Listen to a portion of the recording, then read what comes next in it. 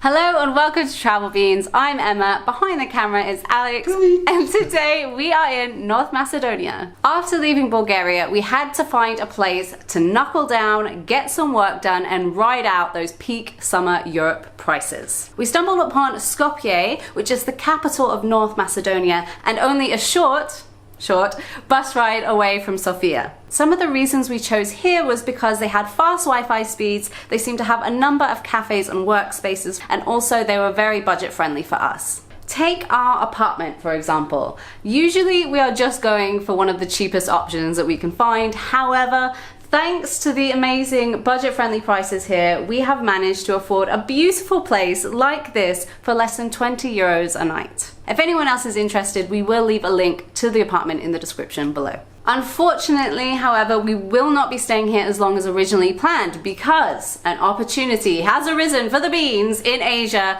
We will be flying there for a few days, so we just wanted to give you guys a heads up as to why we will randomly be in Asia before heading back to London. Alex and I haven't really had a chance to explore the city at all yet, so we thought we would take you guys along with us. It's going to be a pretty chill video. I think we're just going to wander around the streets, take in the city, and give you guys our first impressions.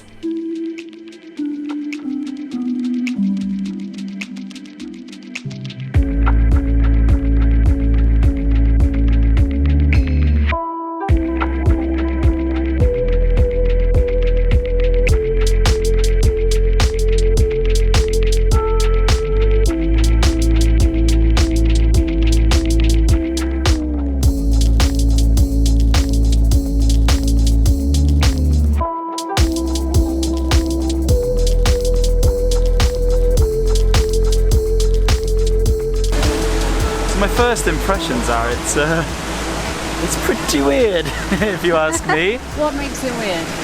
The best way I can describe it is like a game I used to play when I was a child called Roller Coaster Tycoon, where you can kind of like put anything where you want it to be. So you plonk something down. So you plonk this awesome massive fountain of Alexander the Great, who my namesake was actually born here. Very interesting. But then you've got just different random bits just plonked all over the place, and it's not so in keeping with each other. On the one hand, you have these kind of grand and impressive buildings and structures like the fountain behind me, but then you also got it paired with kind of outdated or old or very new buildings. It's unique, I'll give it that. It's all just jumbled together, isn't it? It's not like there's different sections. Yeah, there's no consistency. Yeah. Do I like consistency? I'm not sure. I'm trying to see how I feel about that. I second what Alex was saying about the design of the city. It is really interesting. I'm not going to say I don't like it, and I'm not going to say that I love it. I'm not sure how I feel about it either. It definitely, I mean, whoever designed the city, or whoever was given the money to design the city, clearly had a thing for statues because they are everywhere. I don't think I've actually seen a city centre with so many statues before. That in itself is fairly interesting. But the most impressive thing we've actually seen so far here is the old stone bridge, which apparently is one of the oldest bridges in Europe, and it was built back in the 1400s. Interestingly, we actually have a little bit of information for you guys about this. It was due to be blown up in the 40s by the Nazis. They'd actually strapped explosives. They laced it with explosives, but luckily, thanks to some very influential people living here at the time, they managed to persuade the Nazis not to blow it up. So we still get to enjoy it today, which is lucky because it's my favourite thing I've seen so far. I actually read as well there used to be executions on this bridge. Really? I wonder if it's haunted. Well, that's our own spin on it. There you go, you heard it here first, guys. From the Travel Beans, this is North Macedonia's most haunted bridge. Speaking of North Macedonia, I almost made the horrible, unforgivable mistake of calling this country Macedonia. I haven't been keeping up to date with the name changes of countries recently, but it turns out that in 2019 that it became North Macedonia. They've been having a fight for a long time over the name of Macedonia with the Greeks because the northeast part of Greece is called Macedonia, and they didn't want them to be able to call this country Macedonia, so they've settled on they're allowed to say it with North at the beginning. So we're in North Macedonia. After walking over the bridge, The other side is maybe even more jumbled than the previous side. It's very in keeping with what we just said. So behind me we've got this big, grand, I guess, governmental building. Next to it we've got some pretty outdated block hotel. Next to that we've got even more outdated hotel. And then come around with me, we've then got ourselves another statue. What looks like a church. Yep. A castle in the background. And then a spaceship! It is very different. Like, there is no place on earth like this. I can at least say that. And actually for me as well, when I look around I see all these huge statues and really impressive like architecture around us, and then you also have like these empty stalls on the streets but just no one around. It's like a deserted Disneyland or something. Actually, yeah, look at those lights behind you, they look so Disney-esque. Look, how much is that like something from Beauty and the Beast?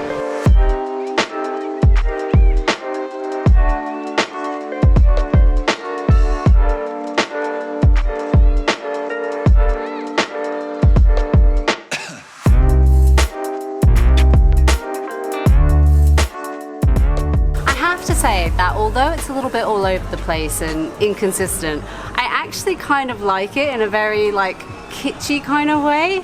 Like, it's definitely, like Alex said, unlike any other place we've been before. It's really unique, and I kind of like that there's a little bit of everything.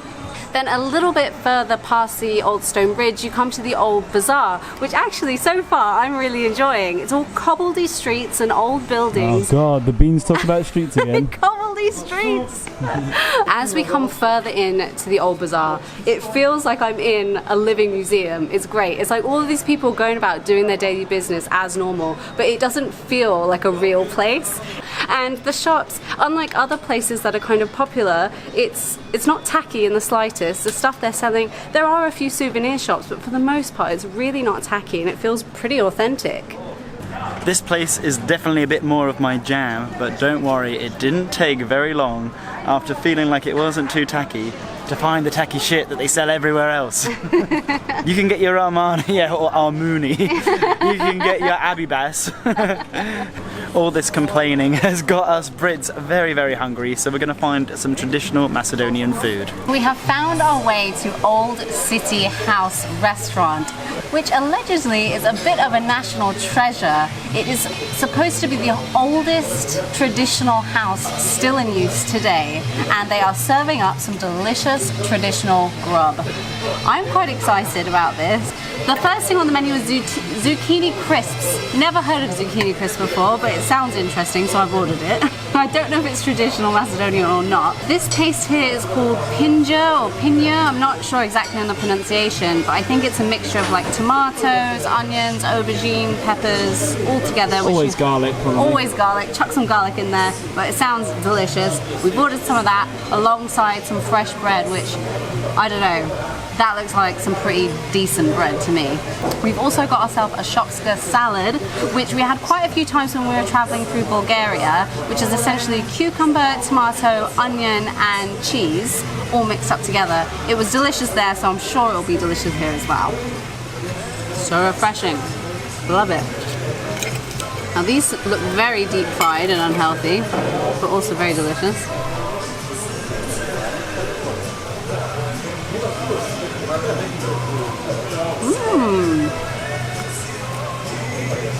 Those are really good. Maybe needs a bit of salt, but lovely. You will like these a lot. I love a bit better. I'm excited. This is a hearty chunk of bread.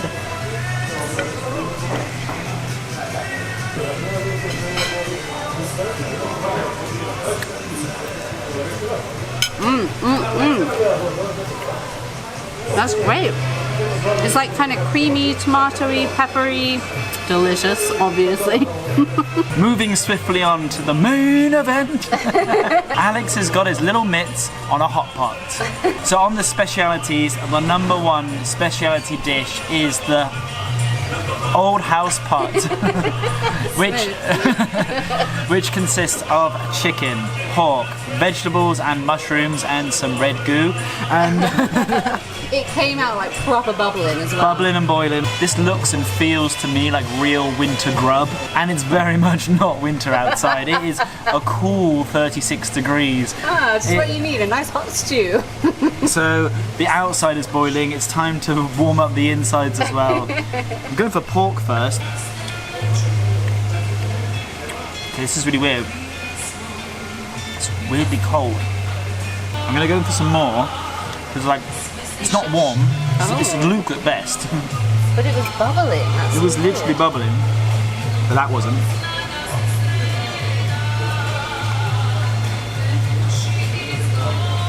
Half warm, half cold. Send it back, send it back, send it back. So, I'm not sure if this is British or if this is me just being not a man. I hate sending things back. I'm just going to accept it. I'm just going to eat it. You might get food poisoning if it's half. It's not like frozen cold. It's just like it's been cooked ages ago, sat outside, and then they put some hot sauce on it or something. Let me go back in for some more just to see. I should try the chicken first and see.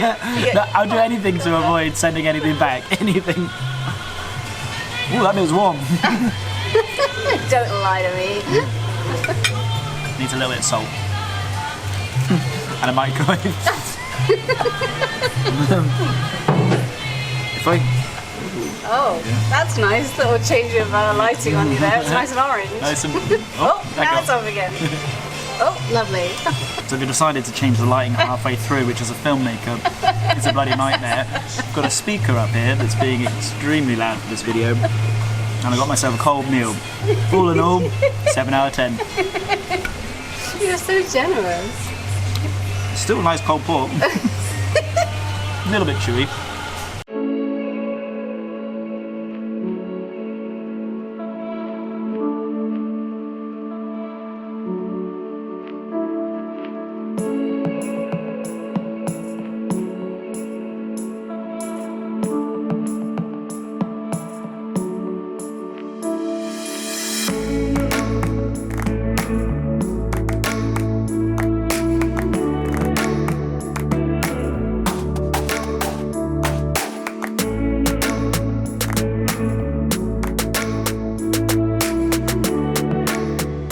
After our meal, we decided to have a wander around a different area of the city that we'd not been to before. A couple of people had recommended this area as sort of the Bohemian part of town, and it definitely had a different vibe.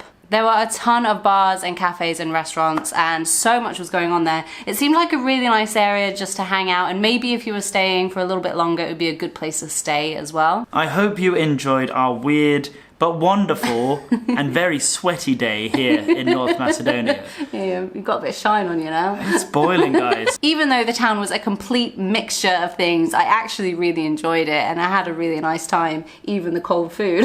These are the kind of days that really stand out. When we have, okay, I'll be honest, pretty terrible food. Well, specifically my main course that was half hot, Maybe half not cold. terrible, average, very average Average food. at best. But these kind of meals stand out. I've had loads of great meals. Who wants great meals their Boring. whole life? Yuck.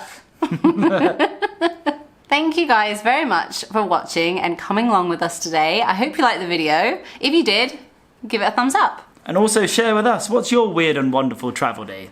And please don't forget to hit that subscribe button and don't forget to hit the notification bell if you would like to be notified of future videos. And unfortunately, there's nothing else left to say. It's time. For the neighbours in my house, I apologise if for some reason you stumble upon this video, but this noise will be explained now. Thank you very much for watching. See you next time, and beans out!